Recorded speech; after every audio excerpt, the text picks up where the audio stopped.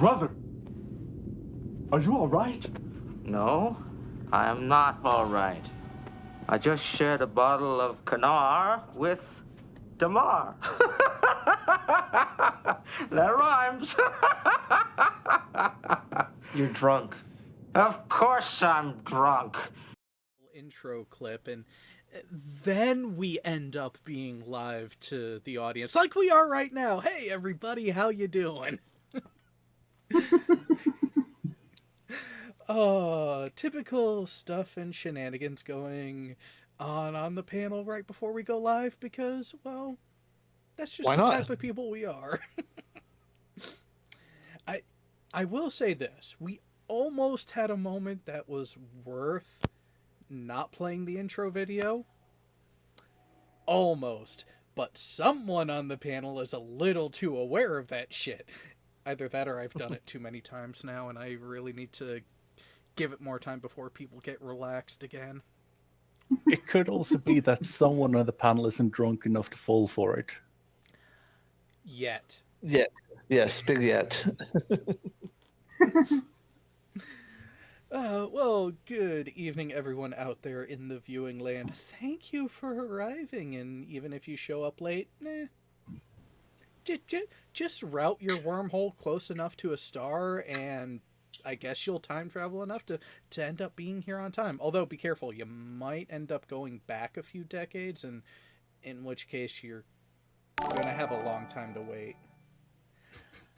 At least you can always go back 5 years. I was going to say, at least, you could always give out the recipe, so to speak, for transparent aluminum. True, there is that. And so here's what's funny. Streamlabs is cracking out because it's now updating for Super Chats that happened during the last 2 streams last weekend.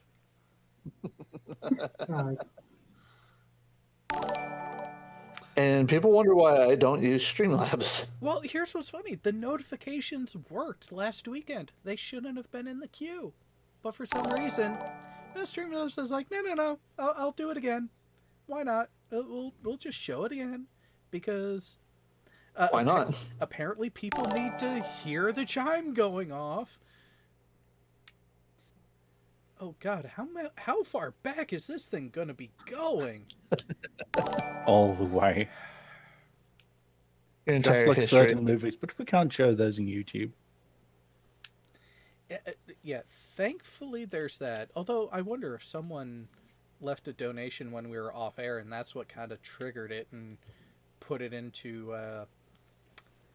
shall we call it sky candy mode? Because apparently someone found it slightly offensive that I referred to snow as sky cocaine.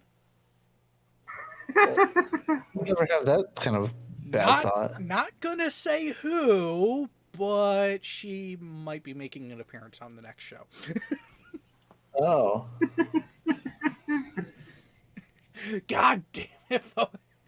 See, and that's the thing. When I first heard the chimes going off for Streamlabs, I looked over and didn't see any super chats from anyone in the chat. But now I see it, and Streamlabs still hasn't popped it up on the screen yet.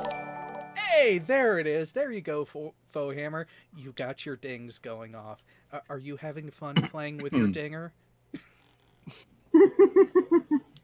More than Team has been lately, apparently.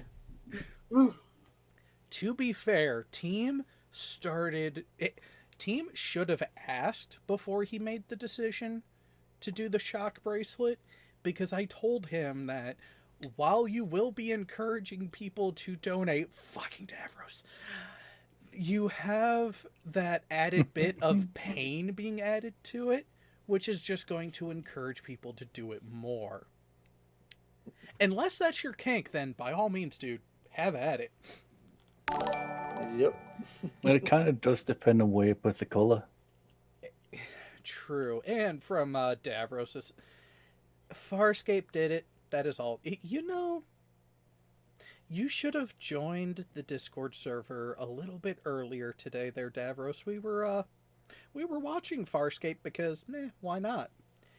I had it playing while I was doing some other stuff in the office. So, yeah, you missed a few episodes. But for those who haven't been paying attention to the notifications in the Discord server, you'll occasionally get an at everyone from me when I feel like watching it and not doing anything else, and you can come join in. We're only 2 episodes away from the end of season 1 now. Never got into Farscape. It was too weird for me. You know what, Scythe? I will grant you that. Farscape was a very weird series, but it was amazing sci-fi. That's part of why I enjoy rewatching it. Not too different from Stargate. Stargate itself, the franchise in general, really did end up being a hallmark of sci-fi television. Which is what we're actually going to be talking about today. That still makes more sense than Teletubbies. Everything makes more sense than Teletubbies. Oh, God's Auditor couldn't get past the practical effects. You know, that's part of what I found endearing to it, because you got to keep in mind, it was late 90s, early 2000s.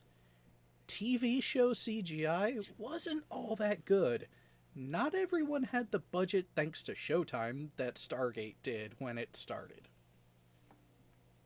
So going with the practical effects like they did on Farscape, I think was a good choice. Also, we have to remember you do want to use real rubber down under.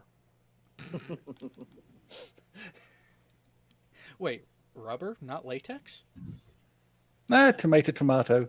Well, it also depends on whether or not the other party or yourself has an allergy, and then they have other alternatives. But that's a different topic for a different show. Yeah.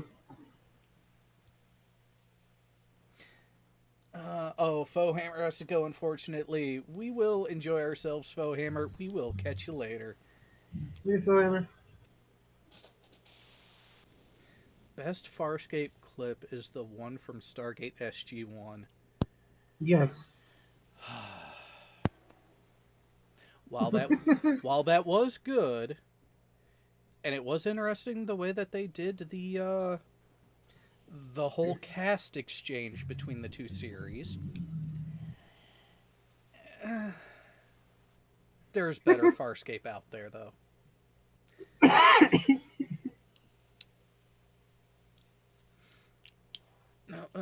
Well, before we get to the clip, which probably have to watch off air because places don't like it when I play clips on this show. I mean, they want their money. That's not fair. God damn it, it's doing it again!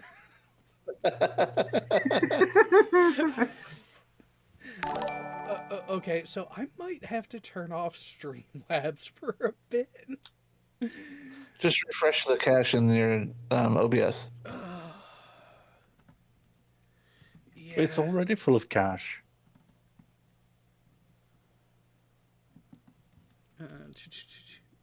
There we go. Okay, there we go. Now let's see if it cracks out again. And I think someone's going to end up testing it, which, hey, you know, I won't complain about that too much. But anyways, back to the real topic at hand. Yeah, we're going to go through a walk, but what are we going to call it that we're walking through? I mean, we could call it the Stone Portal. We could call it the Chapa Eye. I mean, even that is actually one thing that I will criticize SG-1 about, just in general, particularly season 1 especially. They go to so many different planets and meet so many different variations of humanity. that Daniel is there to figure out and interpret the language of that locale. At what point did they decide to say, oh, fuck it, everyone speaks English?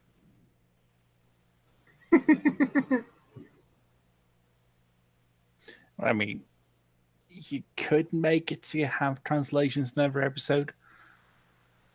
Oh, fuck that. Let's get to the action.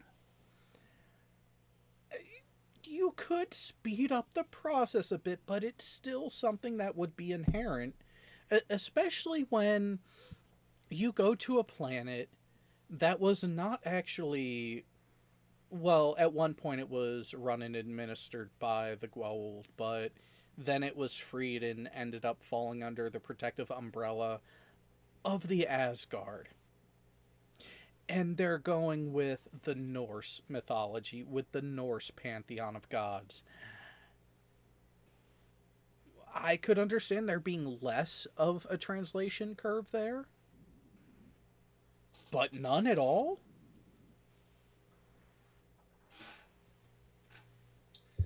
Well, they do say that Norwegian is the easiest language to learn from English, so It's not Norwegian. Old Norse isn't Norwegian. I know. I'm trying to give them a plausible deniability escape, but there's, yeah. It ain't gonna work. Proto-Norse and Proto-Germanic actually have a lot of influence on the English language. So again, I can understand a shortening of the learning curve. But that was actually something that I actually enjoyed because it brought a practicality to it. But again, I understand why they got away with it, because they wanted to get into the actual heart of the action and everything. But why not take the MacGuffin route like they did with Star Trek with the Universal Translator? They're not Star Trek. They have standards. That's why they kept denying Jack O'Neill's thing for calling Prometheus Enterprise. True, but at the same time, you know someone like Jack in that position would be pushing for a name like that. Yep. Because why not? And guaranteed, there are some nerds there who would actually have pushed and enjoyed it. Which actually, you know what, this actually just came to mind. We're gonna try to limit our conversation away from Stargate Atlantis for one reason. I'm in a particular Discord server that I need to go make myself present and visible in, and then see if we can get a special guest for a show in the coming weeks. Because apparently Dr. McKay has actually become quite the presence on streaming and conversation channels about Stargate, so why not have him on with us one week? Granted, That would be awesome. Want to give it some time. Want to actually get some more footing in the actual Stargate side of things. Yes, I am talking about David Hewlett, their Scythe.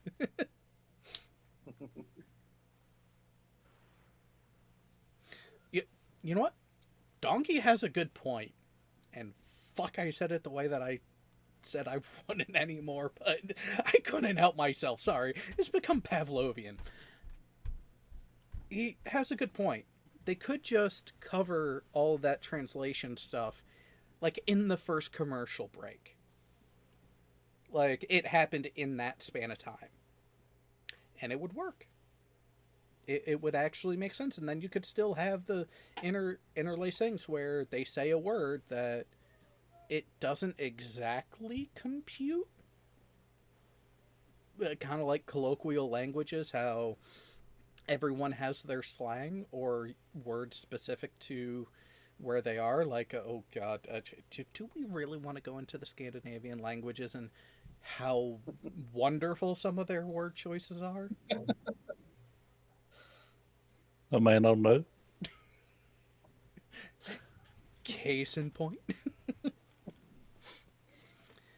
But it, this thought just came to mind.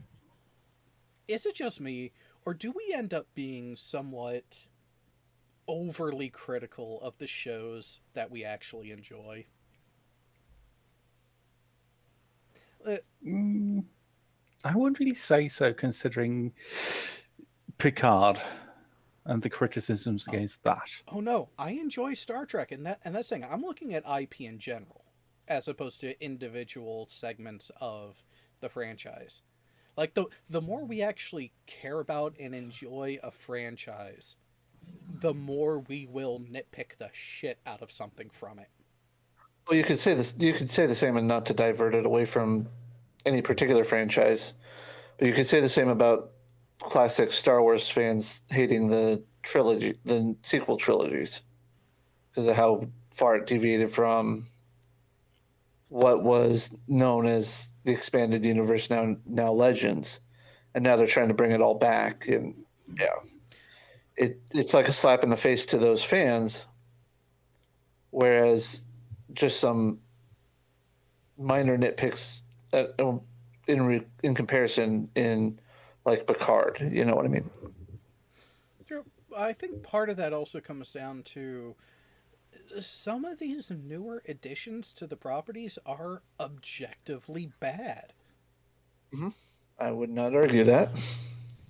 So I can understand those iterations getting the flack that they have gotten, because they're just not good entries into the rest of the mythos, into the rest of the franchises. And I think part of the reason why we, the staunch fans that of the sci-fi franchises, have issue with it is we're trying to cultivate. When I say we, the IPs are trying to cultivate new fans to replace us, not realizing that if they just stick with the same standards that they've had for their IP, they would cultivate the replacements. They're trying to get at a different demographic that doesn't have necessarily the what's the word I'm looking for here? As the other. No, it's not history, but the drive to learn the history. And the deep care for the actual lore itself. Yeah.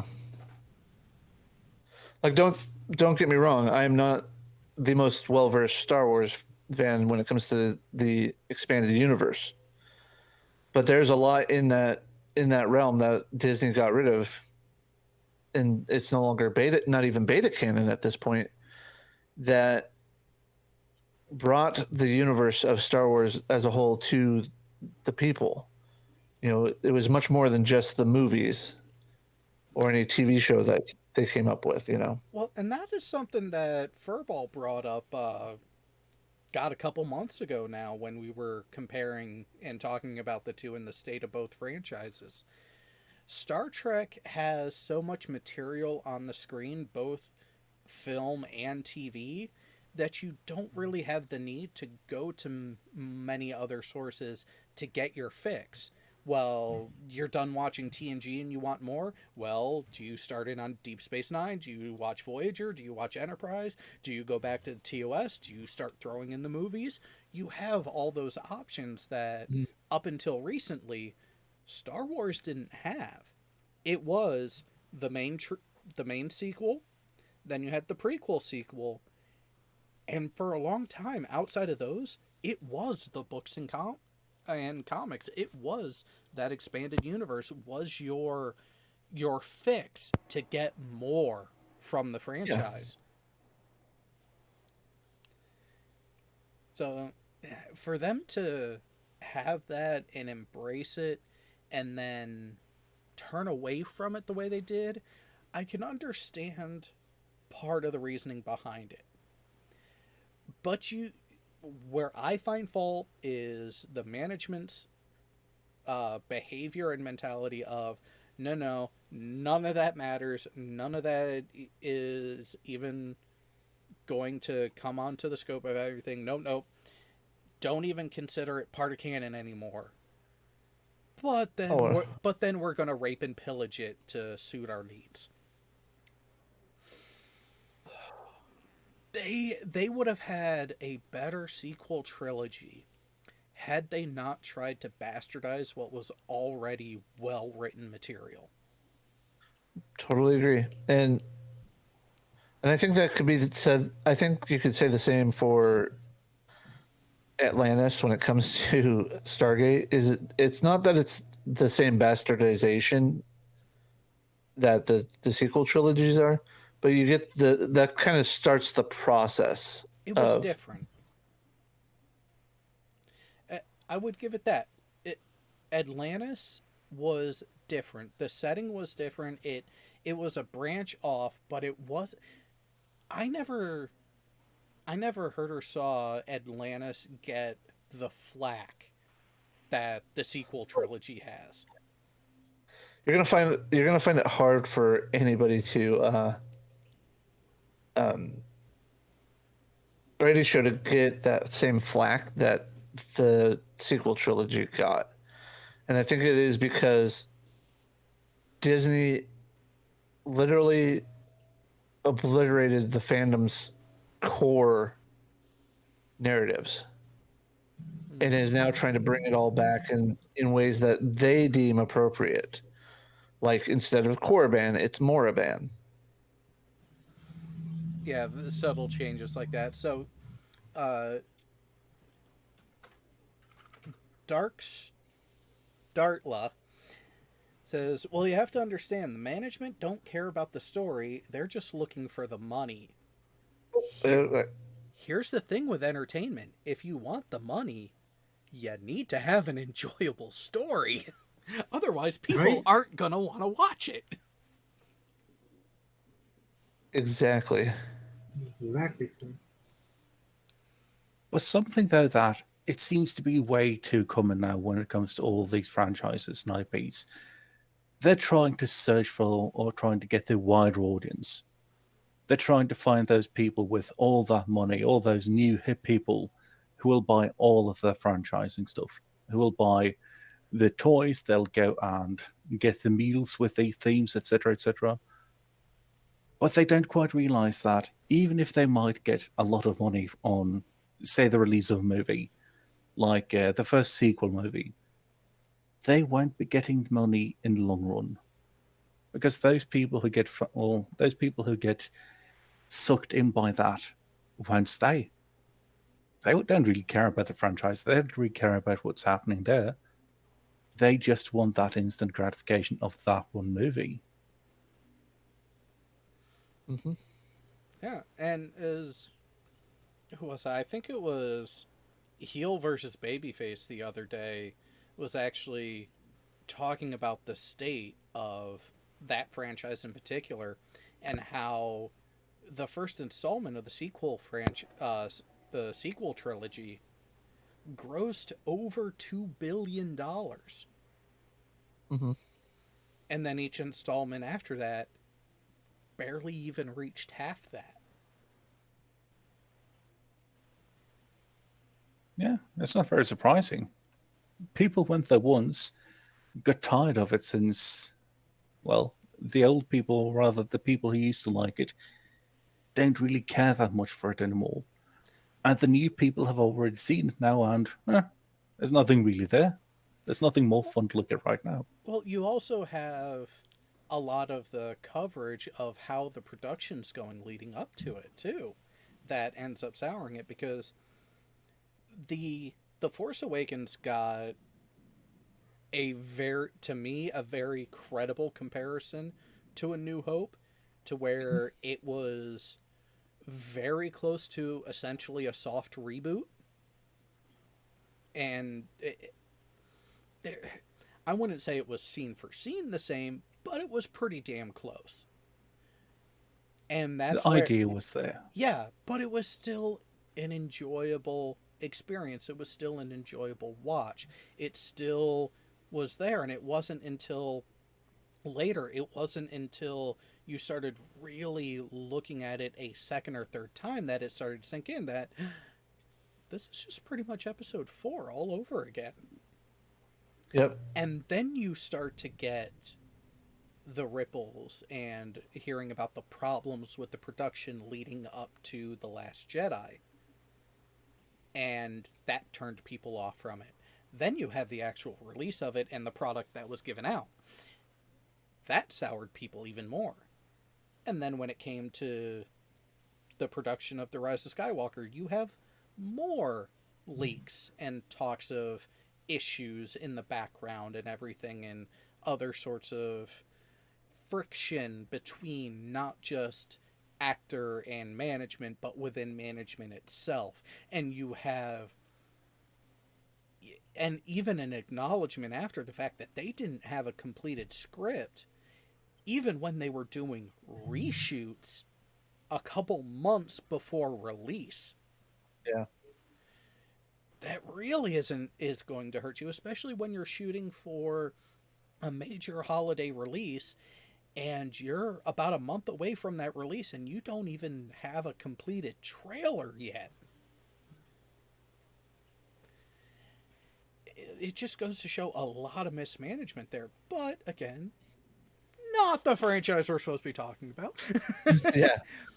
But I'm trying not to derail us, but It's something with Star.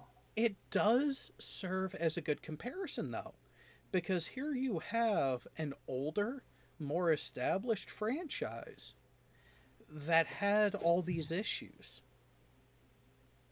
There were still issues and little rumblings here and there coming from the production of the Stargate franchises, but nothing that detrimental that really sticks out in the mind.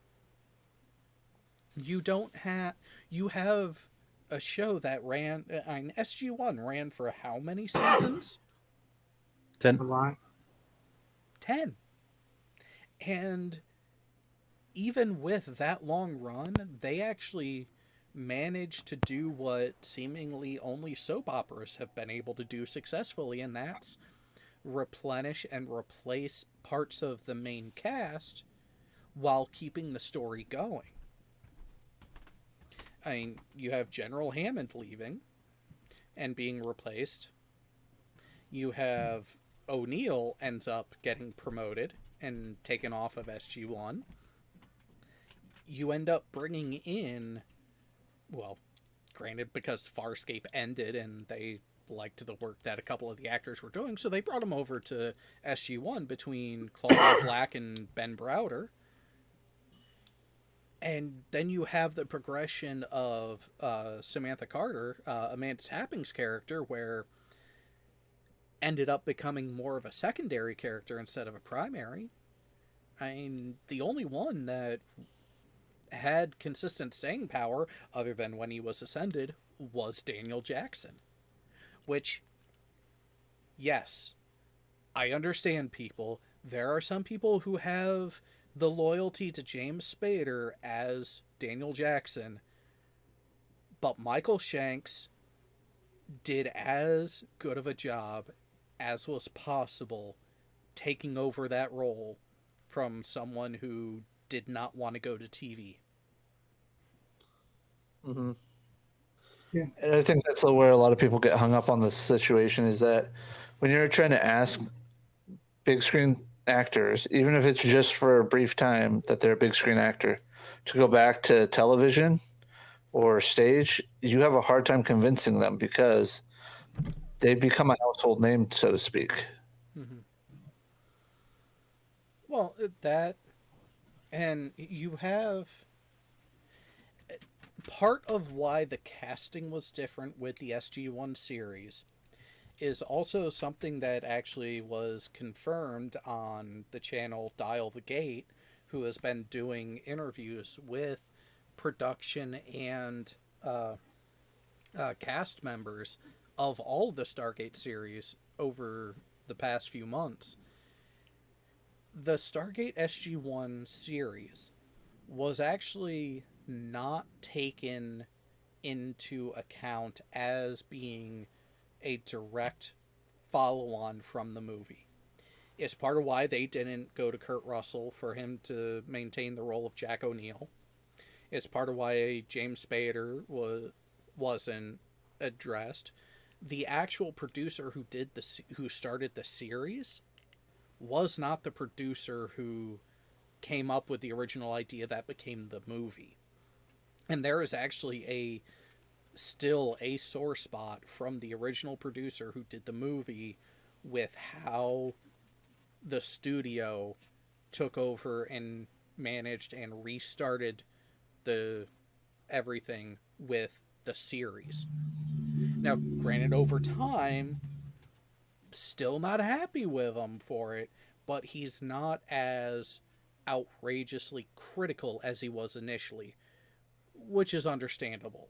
It really was his child. It was his baby. It was his idea for a premise that started as the movie and got made and was actually, for a 90s sci-fi flick, it was actually a really good movie.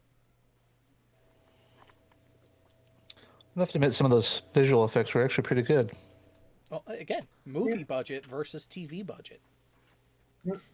And that's part of where I mentioned before that SG1 didn't suffer from some of the egregious graphics issues that other shows at the time had. And that's because when SG1 started, when the show started, it was being produced and backed by Showtime, by a larger budget capability than a regular cable network, a regular standard broadcasting network.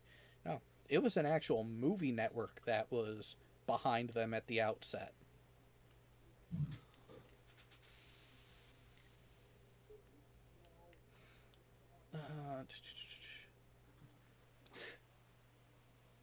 With the casting choices, though, can we really imagine Kurt Russell as Jack O'Neill as it is today, apart from in the movie? No. And Syph pointed it out in the chat. The on-screen chemistry between Richard Dean Anderson and Michael Shanks really helped both of those roles, especially the way season 1 played out, the way it brought them together, the way it brought the characters into a new life. If it was not, I don't see how someone else could have portrayed either character and had the same level of impact. There was that one episode where Teal'c and Jack were essentially repeating the same amount of time over and over and over. and you got such a glimpse into Jack O'Neill as a person, and it was done in such a way that it wasn't okay. So yes, parts of it were over the top, but it wasn't uncomfortably over the top. It was actually, it had its poignant moments, and it had its absolutely hilarious moments. And I think that's why it's one of those episodes that just sticks with you. Oh God, especially the using the Stargate as the target of practicing his golf swing. But that episode really showed too how the characters know one another. When Jack comes in and he knows what the mission is actually going to be about. And, well, Amanda, being, quite a rational person, said, well, maybe he actually read the with briefing. And Daniel looks at her with a look of absolute, what the fuck are you talking about? Saying, maybe he read the mission briefing. And it illustrates how well these characters know one another.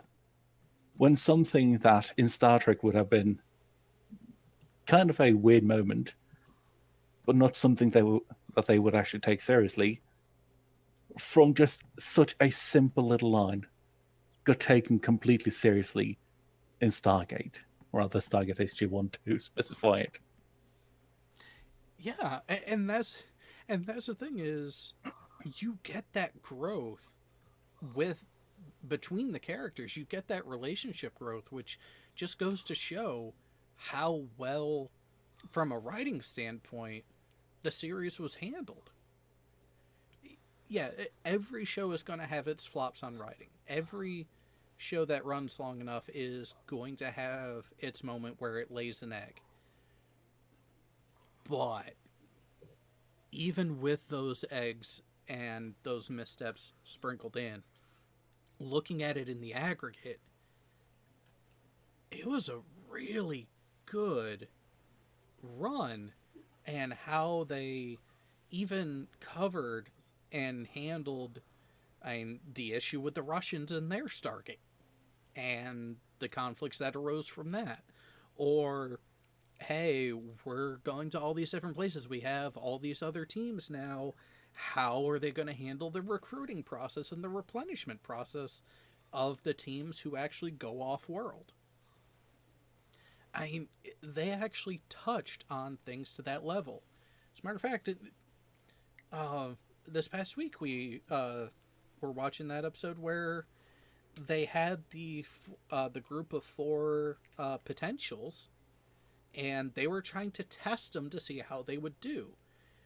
And the scenario that they had to come up with to truly test them was so extreme, but they were also trying to pick the best of the best of the best who could see through bullshit. At one point in the beginning of the episode, one of the cadets, sorry, he wasn't a cadet, he was actually a second lieutenant, actually asked, by the way, Colonel, what happened to you and Teal'c?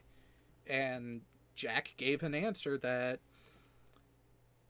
the second lieutenant didn't see as a plausible answer, given he already knew Jack's background being special forces.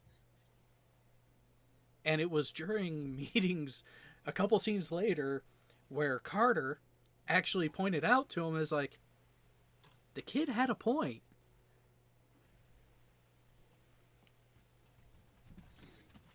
But that's pretty much the entire show. The show was... It was silly at times, but it wasn't dumb. Exactly. It wasn't yeah. a show where things just happened and then got hand-waved away. Well, except for the whole thing about getting the shit shocked out of you by a massive DC power source that's actually powering the gate. But Details. Also, shot one, stuns, etc., etc. yeah, from as that, if once stuns you, the second shot kills you, what's the cooldown period in between? Because by that measure, shouldn't, like, Jack and Daniel be dead, like, 50 times over? But the funny thing is, they are so damn aware of it, as can be seen in the 100th episode, which is a complete and utter parody episode of itself. Oh yeah. Wait, was that the second episode with Martin? Yes, it was. Wormhole Extreme! My God. You know, I considered finding some screenshots from that episode to use as the thumbnail for this.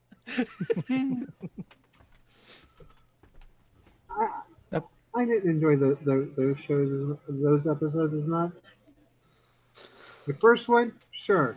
Second one, not so much. The second one is episode 200. We're a long way until then. Yeah.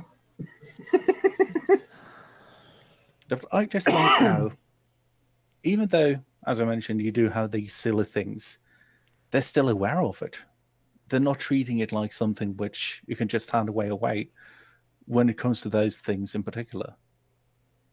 Sure, it's fantastical. It's something that makes no fucking sense. But they show that they actually know it, as opposed to polarize the hull again, whatever that's going to do. And that was the thing. The 100th episode, I think what really... they ended up being so blatant with what they were doing, just listen to the conversation between the two stagehands as they're panning out.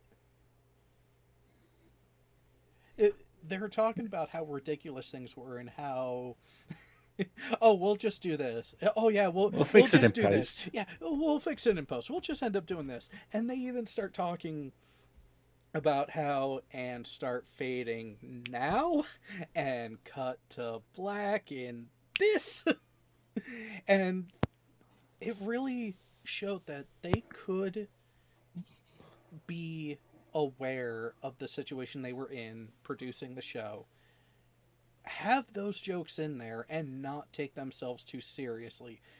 As a matter of fact, they finished the episode with essentially a montage of the spoof show that was being recorded in the show, but with actual commentary, like comments from the actors, as if it was the regular actors doing it. As a matter of fact, one of the DeLuise boys essentially was the parody of Jack O'Neill in it, and the person playing the director of that show in a very meta way was like, oh yeah, just, well, we're just doing this for the show. Like, wait, are we not getting paid for this? Oh no, we're getting paid because no, we're doing a show. But you just said that this wasn't the actual show, and you have that whole sort of like fractured view of it when you're doing a show within a show bit, and someone's actually aware of that multi-layered tier.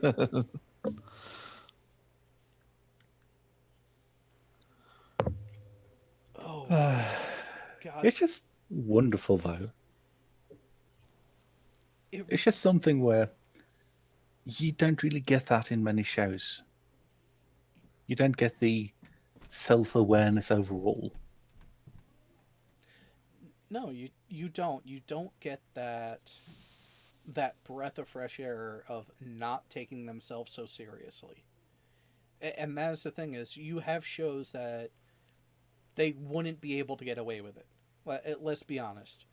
The Expanse, Star Trek, they would not be able to get away with having that sort of lighthearted view about it because of how serious the show has been framed to be, and how hardline they have actually established what they're doing. I mean, it would be difficult to have that bit of comedy and breath of fresh air like the way Stargate was able to do it. Yeah. Yeah. There's a certain way of shows being able to poke fun at themselves that, like you said, only certain shows can get away with. But I think Star Trek, if they did it properly, could have gotten away with it. Weren't those the Q episodes, though? No. Not even Q. It would have to be a holodeck episode.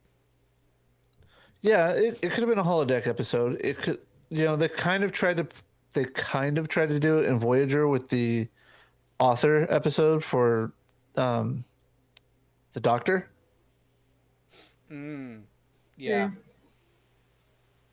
Yeah, you would have to do it through the proper character like that in order to do it right. I still can't believe he looks at his mobile emitter like that, like a proton pack. Can you blame him, though? I mean, you can and you can't. I mean, it's like, come on now. You pick up what, a 9-ounce object and attach it to your arm? Was it even 9 ounces? I'm given with the metals potentially used that it's about 9 ounces. But it was 26th century technology. True. Which, no. Shall we start the time travel talks now? We're not getting into temporal mechanics. We are not getting into temporal mechanics. No. If we want to get into wormhole physics, because that actually did play a role a couple times in Stargate, that would be a different thing, but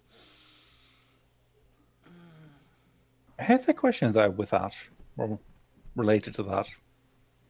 The com badge is, well, to a large degree composed of gold, yeah? Not a large part, but it does have a sizable amount. Gold is pretty fucking dense and heavy. Hmm. Why is it that the com badge seems to be made out of plastic when they throw it around? Because it's only a gold coating over a duranium primary shell. And the com badge is actually technically supposed to be rather small as well. As a matter of fact, I got one right here. Where's my tape measure? But wasn't it actually supposed to be gold? Gold coated. Or at least... Because there was one of the episodes where... What was it? No, it wasn't with Data. It was someone who traded the com badge under the pretense that it had such a large gold content that was actually worth it. Wasn't it a Ferengi who actually bit the edge of it to try to determine what how, the quality of the materials? I don't remember. It was something like that. God, that's kind of a long time ago. Yeah. Because I remember that being a thing at one point, but it's still. What was it that the Ferengis ended up saying about gold? That it's really not as valuable as a material, unless it's being used to suspend latinum. Yeah, pretty much. As a matter of fact, I actually used an image of Quark wondering where's all the latinum as he's breaking apart just essentially gold dust bars. Because Morn decided to remove all the latinum from those bars and hold it inside one of his stomachs. I remember that episode. Why isn't latinum toxic to Morn? That's why he didn't have hair. Weren't you actually supposed to die from that quite soon too?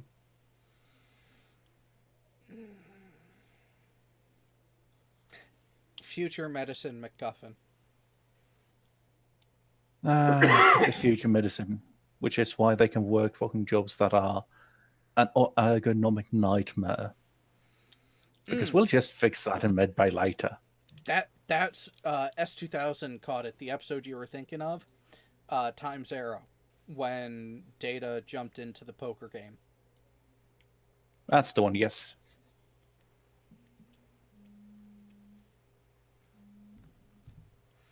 But then again, it wouldn't surprise me if Data was a bit liberal with the truth just in this case.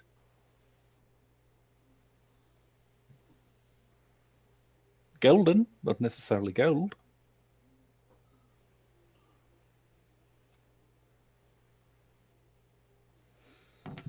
Yeah, there. Some people have a short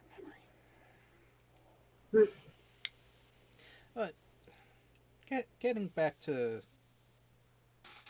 the wonderful digits of what is it? 7 symbols, 8 symbols, 9 symbols. I mean, how far do we want to travel?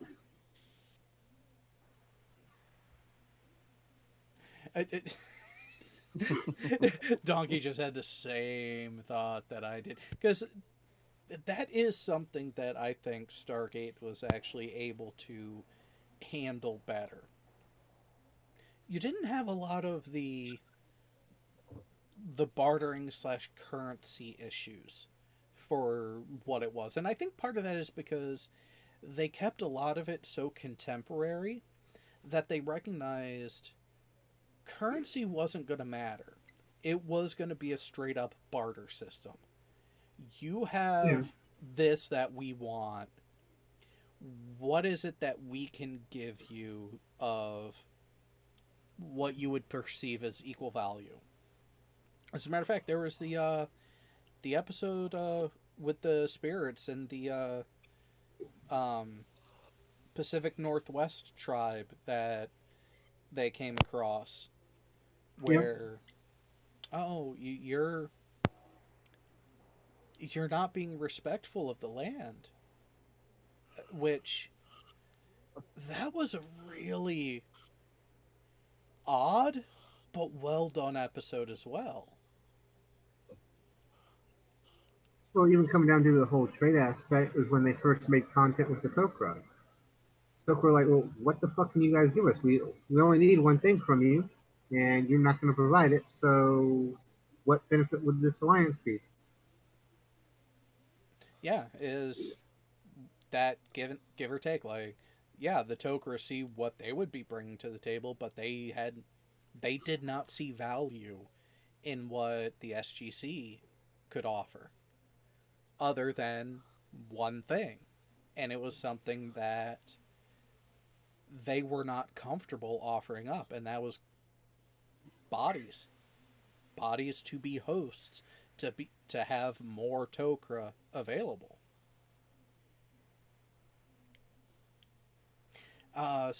Question from the chat: agree or not? The ships Earth made in Stargate look like something the U.S. would actually build. Yes. The Daedalus class, especially. Yep. The initial one, eh? I don't see it being as aesthetically balanced as they would make it, but Well, the Daedalus class I do see as being a legitimate design that they would go after. yeah, like the Prometheus. No, I don't. I don't see that just because of some of the flaws in it.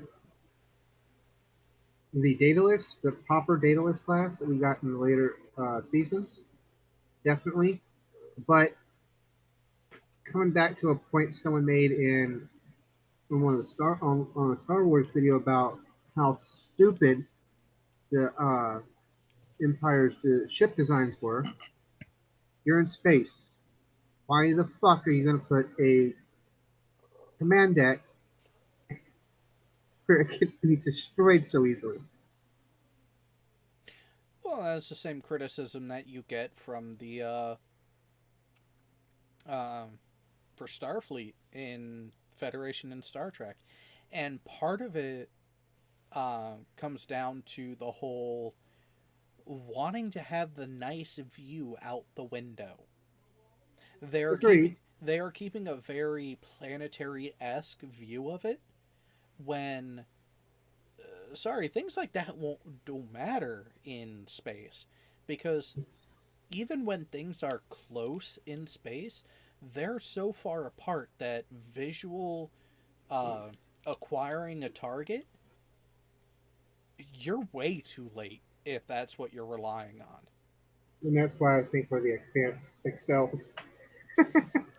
That is not entirely true in Star Wars, due to reasons that we've gone over before too.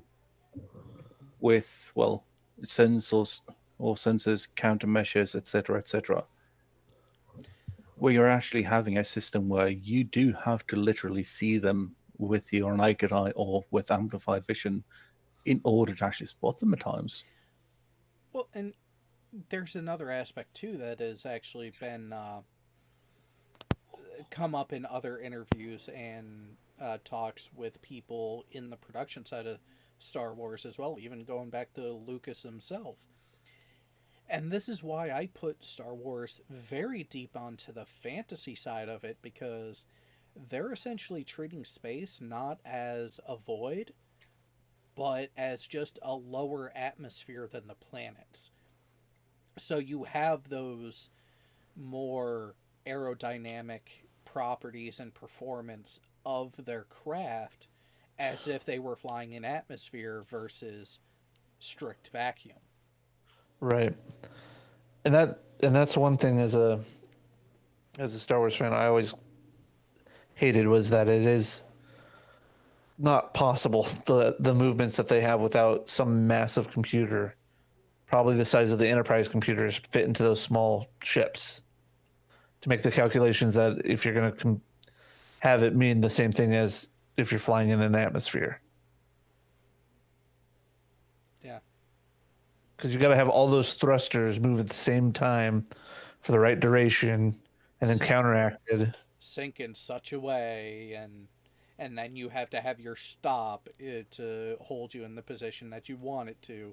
Yeah, there's a lot of practical physics that aren't taken into account. And I think that's where Stargate has actually gotten, when they got into the space combat side of things with it, and later in SG-1 against the Ori, and also in Atlantis versus the Wraith, they were a bit more believable. It still wasn't perfect. It still had its issues, but it was better than most of the offerings that we had to date.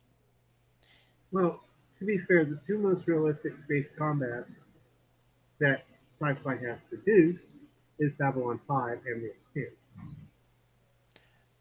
Babylon With 5? Star Trek, Yep. Star Trek and Stargate coming in close, but at least with Babylon 5, I mean, NASA actually wanted to look at fucking Star Fury as a legitimate type of spacecraft.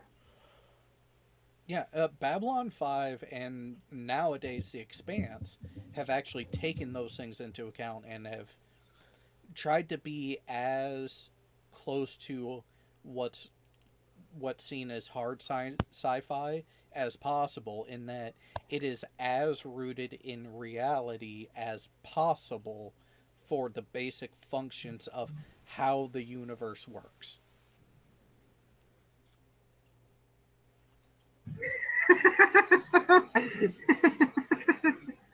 I have to agree with God's Auditor on that one. Yeah, so do I.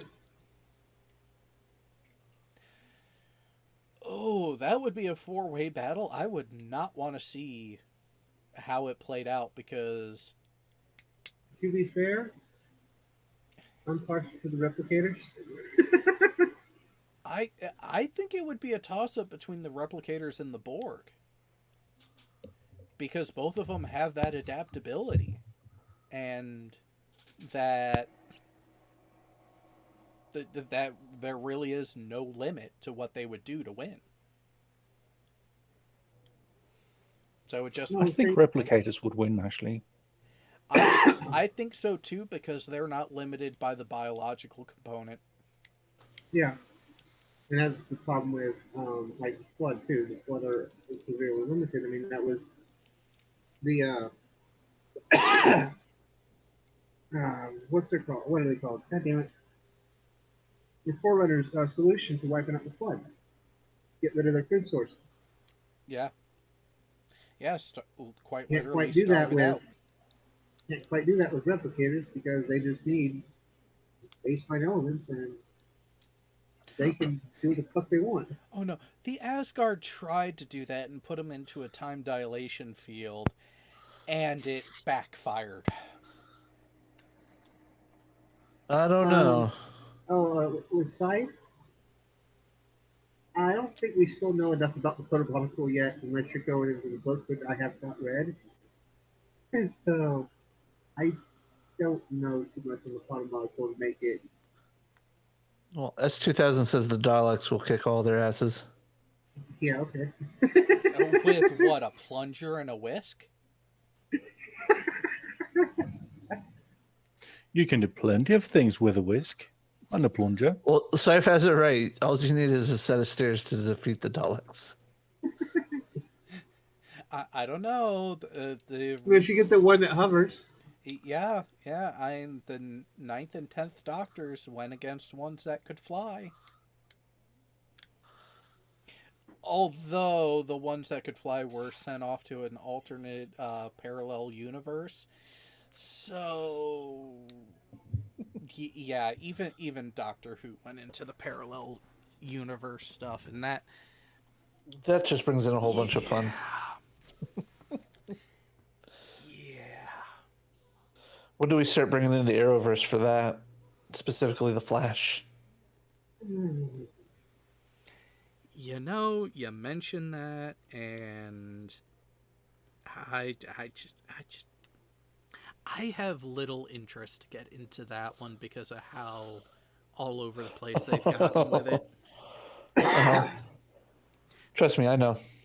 Now, from what I've heard, it's actually been one of the better handled TV franchises for the respective IPs, but The crossovers kill it every time. I think that's something that in media overall is starting to get annoying for me, is because you have so many shows that are I think are just quite literally tailor made just so they could do the occasional crossovers and simplify things on that way. Like you have Chicago Med, Chicago Fire, and Chicago PD, and guaranteed once or twice a season you will have a crossover event of one storyline that goes between all three fucking shows. Yep. Why? Yep. Ratings. Well, speaking of that, did you look at the video about the coincidences between Stargate, Twin Peaks, Indiana Jones, and Sliders? I saw it posted, and Major Grin is awesome. I just haven't gotten to watch it yet. I haven't watched it. I didn't even know it existed. It ties together Twin Peaks with General Hammond being there, talking about, readings from space, stuff like that. Of course. Stargate with, well, General Hammond. The findings in Indiana Jones where, the Nazis were trying to find shit, being the Stargate itself.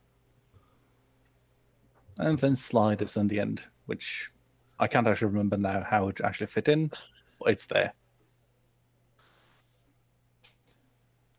And wouldn't that be more of a likely crossover with the shit that happens in Twin Peaks just being, So out general Stargate bullshit going all haywire. Sun Ghoul bullshit going on. The Nazis finding the fucking Stargate, which we're not going to watch fucking Stargate Catherine. Ever. But it wouldn't surprise me if something like that is going to be a plot point of that too. It just all makes sense. Sorry, it's like poetry. Yeah. Hammond is the key to all of this. And it makes... I know. Hammond was a key to the SGC before the SGC was even close to being founded, when he was just a lowly old lieutenant. It just makes sense.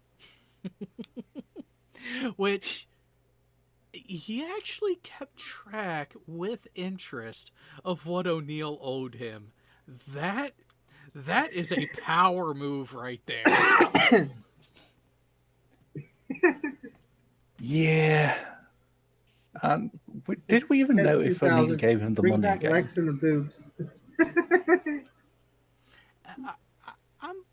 I am pretty sure that that Hammond made Jack pay up, and Jack would try to avoid it, would try to not, and tried some way to get out of it, but in the end he would. He would. And maybe offer up a fishing trip in the meantime too. Well, this just came to mind. Speaking of on-screen chemistry, who do you think had the better rapport with Jack? Daniel? Or a particular NID founder turned agent turned rogue turned who knows where he is now? Mayborn. Yes. 200% Mayborn. Yeah. I can see that. They play off one another so damn well. Well, so does Daniel and Jack too. But it's a different flavor with Mayborn. There's that extra level of Mayborn and Jack already had that understanding of each other. They just didn't particularly like each other because of what they saw of themselves in the other person. To me, Mayborn's best episode was when he was the king.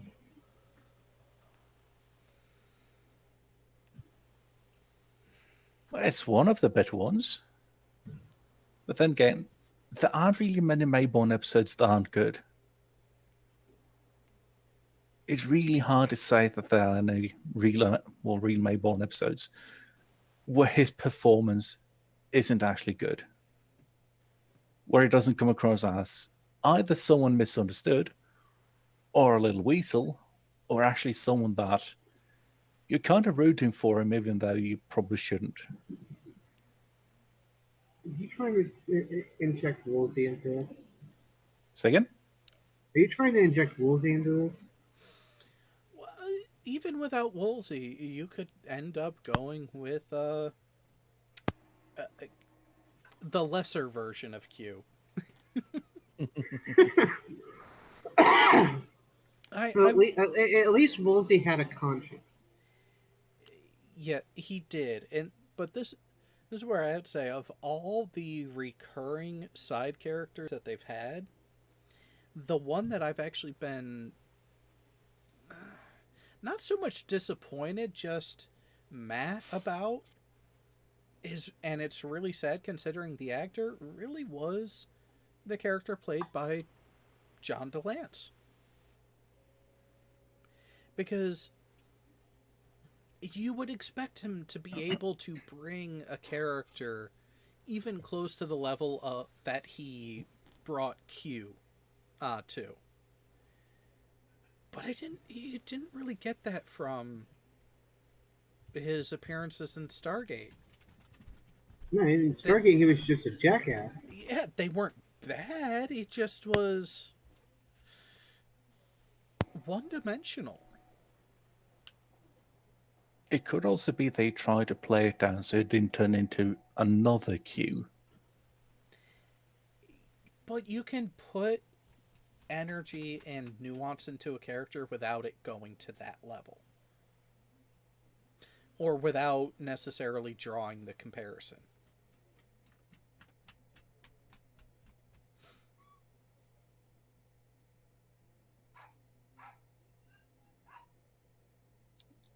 Something there, though.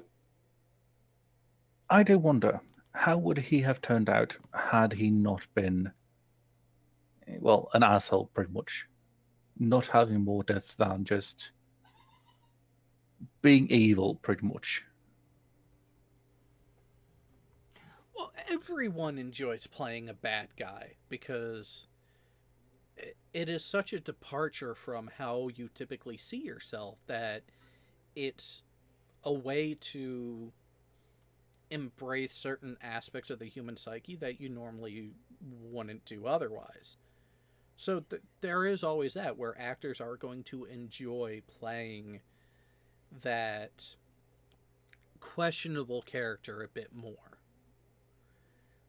But this goes back to the beginning of, with good writing, you can play a good guy and have just as much fun.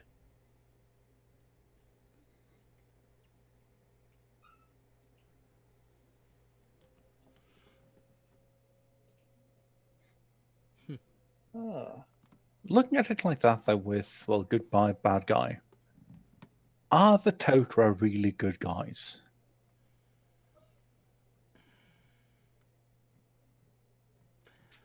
I would not call them good. I would say they're...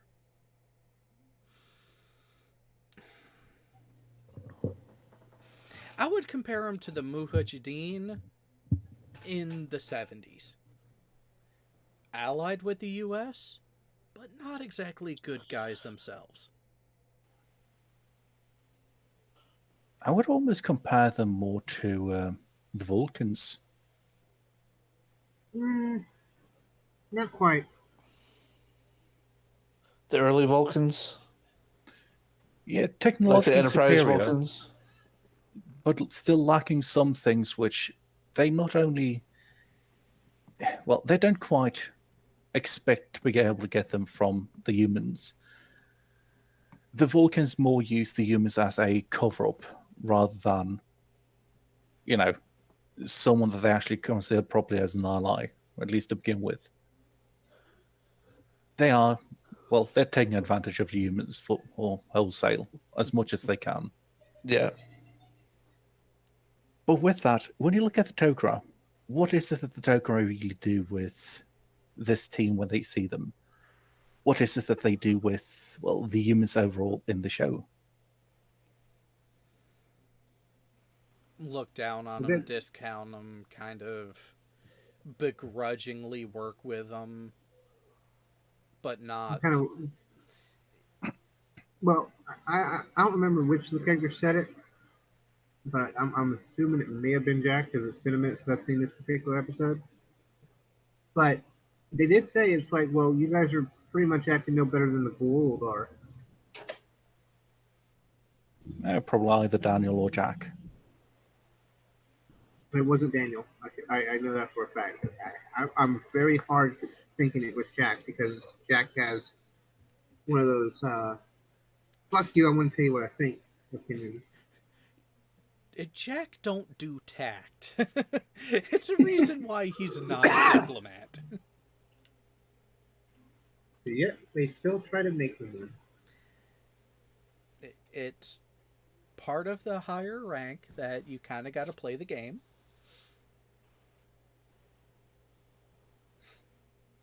Yeah, because with all this, the Tok'ra, when you see how they act towards, well, the SGC, everyone related there, most of the time they're just being, well, assholes, really.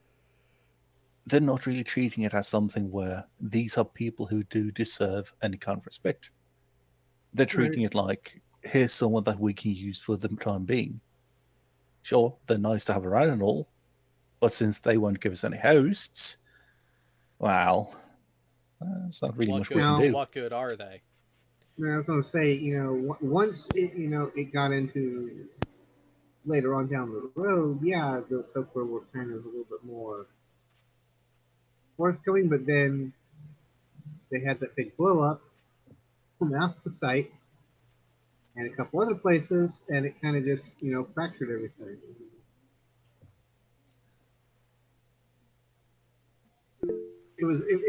It turned into a mess, and it shouldn't have been as big of a mess as it should have been. But most of it was down to the way the Tok'ra were handling certain situations. Oh, you mean like how they routinely had their locations found out and didn't really know how to effectively do counterintelligence operations to keep themselves safe, and Jack keep pointing this stuff out, but no, don't listen to the human. don't listen to the one race whose entire history is based on war. Also being very trusting of their own, at least to begin with, and not even wanting to entertain the thought that maybe, just maybe, they had a mole. Yeah, how many times did they get caught out having someone in their ranks that wasn't exactly on the up and up? Too many.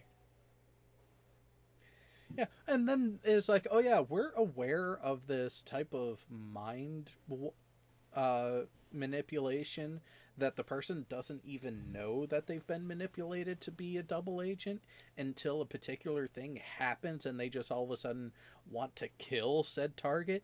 And one of their prominent people was one of those very shall we say afflicted people. I mean, that's one of the episodes that killed me. Well, I find it interesting how the device they were using, yeah, it was picking up on a lie, just not the lie that it was supposed to be picking up on. Between Sam and Jack. Yeah. But in this case, they also knew about the whole thing with mind control. They still didn't say anything. Yeah, It's a case of, well, we'll tell you later, maybe, they're if kind we of deem you dicks. worthy of the information.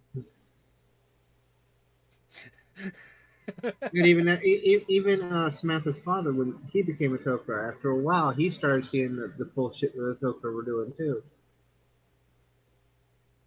Yeah. Yeah, Well, and that's again, you have someone who's actually competent with what they're trying to do, evaluate what they're doing from the inside, and it's like, yeah, no, we're not going to make the headway that we want. Yeah, sure, we'll take out one thing here and there over time, but it's not at the rate that needs to be if it's going to be the change. Yeah, the Zatars. We were talking about it, and as Syph put it, just very much like Jack. Yeah, the Toker are kind of incompetent. yeah, Well, they are. to be fair, And which ones are competent in the Stargate universe outside of the Tari? Well, there was the one race um, that refused to share any technology, but actually finally started to realize Tolan? which what was that? Tolan? Yeah, the Tolan who were. Oh no! The I was gonna Gold. say, even the Tolan got their asses handed to them because they the fucked up. fairy folk? No, not. Uh, no, not the fairy folk. They were. That was the That was the Nox. Yeah, the Nox were actually probably the most competent alien race of us. No, I'm talking about so where Skara showed up and to the Tolan, and there was the question of who actually has priority for the body, uh, Skara or the Goa'uld. And the Goa'uld agreed to show up to take part of the trial, just so they could end up attacking the Tolan, and the Tolan didn't want to listen to O'Neill's warnings until it was too late. But because of Teal'c asking a favor of the representative from the Nox, they managed to save one cannon emplacement, which ended up being all that was needed to defeat the two Goa'uld ships that showed up. But it was the fact that the Tolan did not see that kind of thing coming, that it took human suspicion to save them. Yeah, the hubris. Which, that's pretty much a downfall for essentially every race in the Stargate universe so far, or at least in SG1. You have the old established races, and pretty much all that they do is, well, to put it bluntly, sit on their fat asses and think that, oh yeah, we got this. Yeah, nothing will happen that we haven't really foreseen. Nothing will happen that can disturb our precious balance. They never really realize that they are in a very precarious situation where people are actually actively harmful towards them. The Toll are not seeing the gold as a threat because, oh yeah, we're so damn advanced that nothing can threaten us.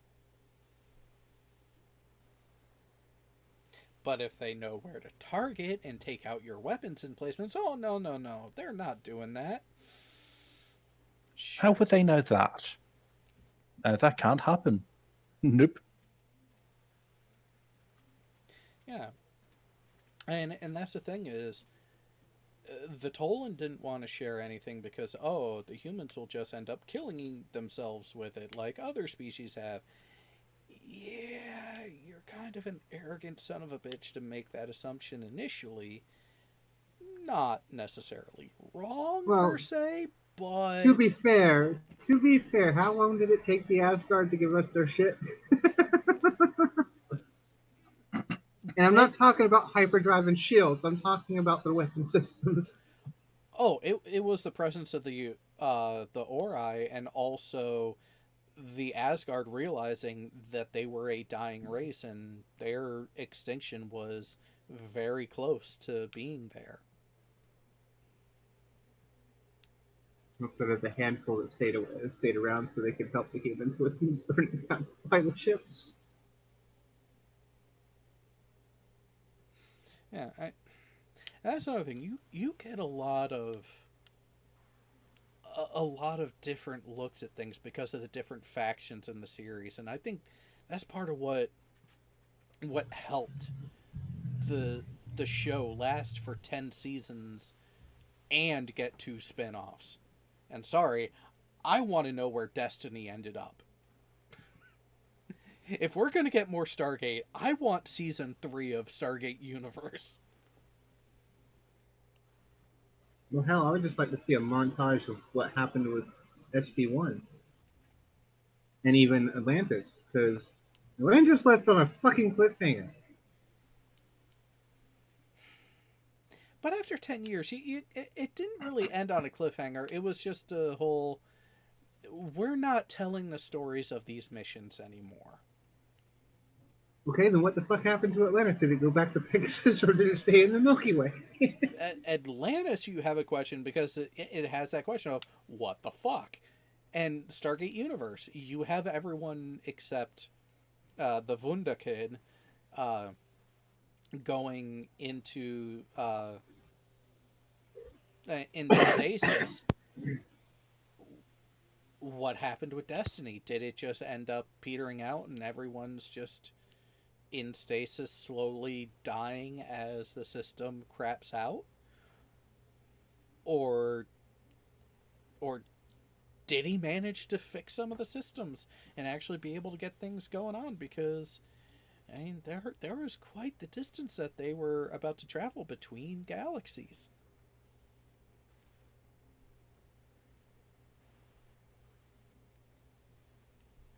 Yeah, I never got past the first season, so I have to go back and rewatch the second season at some point. Yeah, again, there's so much material for Stargate out there, and we're not going to talk about certain movies because no. Which movies? The only crap one was the one where, let's see, what was it? They tried to rewrite the origin. Yeah, kind of. Yeah. Continuum, just no. Continuum was a nice, like, kind of like fun movie, but I don't take it seriously. Arc of Truth, that was the pin in the Ori shit. Yeah, Arc of Truth actually made sense because it wrapped up the everything with the Ori in the best way they could. No, wrapped up with Ball too, didn't it? Speaking of Ball, I think Ball was a part of it. Well, there's the final extraction ceremony, wasn't it? Which it is a That's shame what that Continuum. That's what Continuum was supposed to be doing.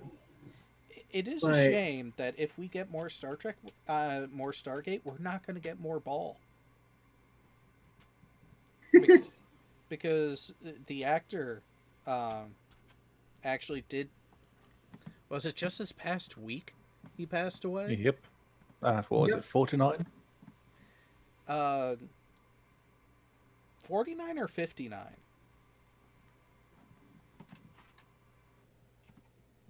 Try and find the article here. Yeah, I got a picture of Cliff Simon right there. As Ball. Yeah, no, come on. You're supposed to move over here. 58. Yeah. Close enough. He was older, but it is still...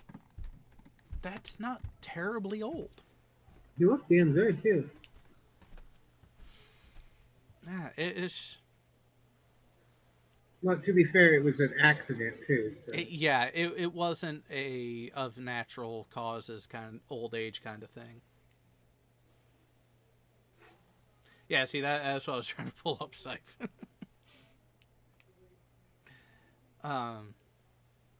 But it's always the wrong ones that go too early. That's true. Yeah. And to be fair, like some other really good actors that died too soon, it's going to be real hard to either recast or replace dead people. Some shows can do it if they have a built-in way to, like Doctor Who. No, I'm thinking more Stargate, or not But Stargate, but Star Trek, or Star Wars. Shit, god damn it. yeah, Star Wars is kind of hard to do it. Stargate does have one way they could, depending on which character it is. Like, they could bring back Ball in a different body. Yeah, But it wouldn't be the same. wouldn't have the same clip. Well, it depends. It could be done right. Again, we have had a couple actor changes on characters that did end up working out. Namely, Jack and Daniel. It did work out. A lot of people didn't like it initially, but it ended up working out. It could be worse. It could be like Claudia Black and Daniel Claudia. True. And actually, Mike71 brings up a good point. The series Spartacus had that issue. If you watch Spartacus, the title character actually was younger, was diagnosed with cancer, and went through the treatments and everything, and they completed season 1. He got diagnosed. He started going through the treatments and everything. He was getting ready to start filming for season 2, and then he went into remission and passed away. The remission, it failed, came back, the cancer came back, and he ended up passing away, if I remember right. But Well, they ended up having to recast the role because you can't have a series about Spartacus without Spartacus. Why not? I've seen The Weekend at Bernie's. no, I'm gonna jump on my side one. To be fair, I didn't like their choice for the original Career. It's D1. The choice that they made for Atlantis was a much better pick. Yeah, wasn't the original Weir a blonde? Yes, Yeah. and a little bit more nudie, maybe.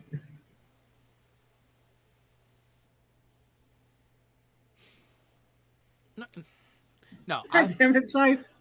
Scythe, the issue with the younger version of Hammond wasn't that his face popped up in other places like that.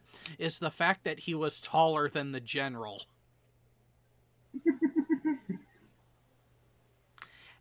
I get that there are people who do end up shrinking in height a little bit as they age, but not at the age of General Hammond, and not by that much.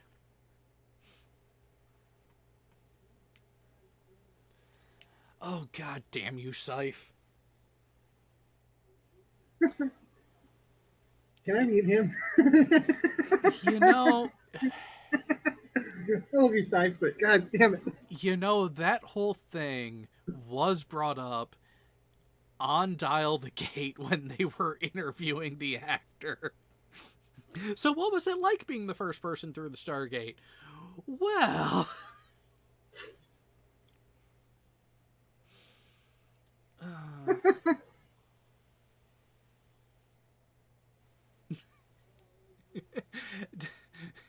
to say that Scythe is a super fan, I think would be an understatement at this point.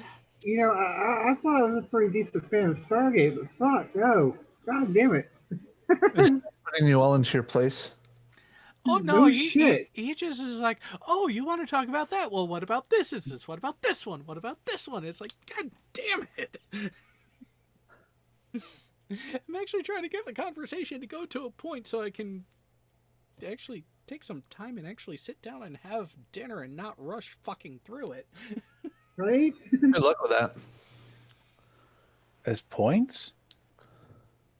Points? No. There's points for this show. There's not points for the next show.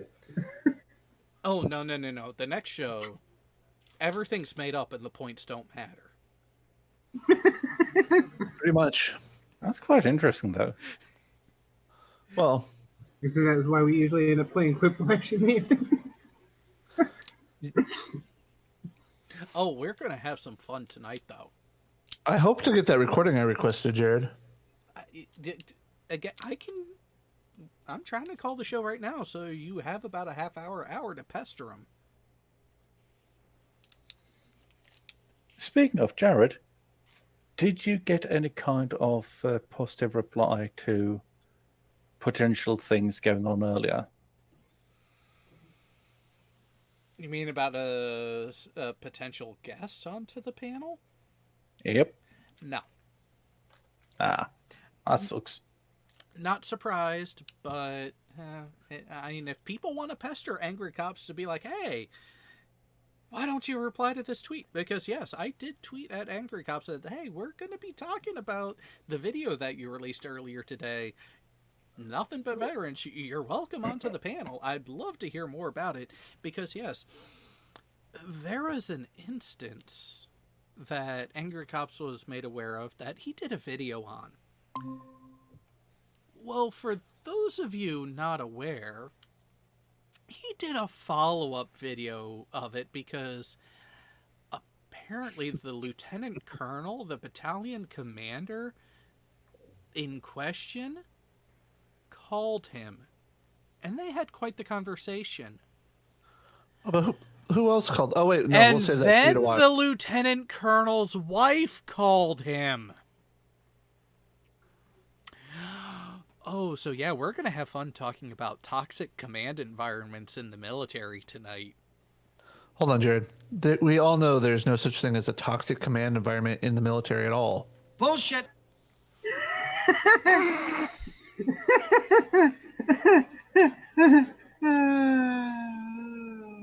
Oh, have I got some stories to tell from the 7th Fleet.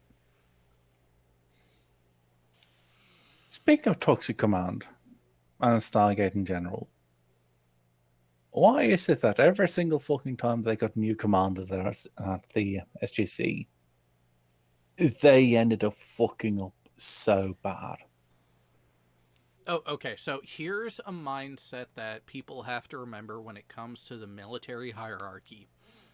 In order to maintain your posting and then get promoted in the officer ranks, you need to do something memorable in a positive light. This is why every time there's a change of command, the new commander, the new CO, the new skipper, they want to do something, they want to enact a change immediately that will reflect upon them in a positive light. They have to make the name for themselves. So not do what the asshat in that one episode did by nuking an entire fucking planet because he won his big bomb? Yes. It was in a light, maybe not a positive light, more a glow-in-the-dark light, but... We'll see. All right, so Sam has what? Detonated a star. Caused said people to travel back in time.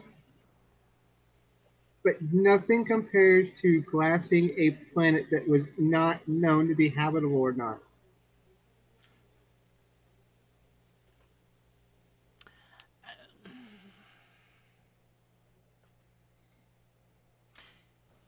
And then put our planet in danger because of it. Details. Yeah. How is it that Arch says it? But hey. Details? Details.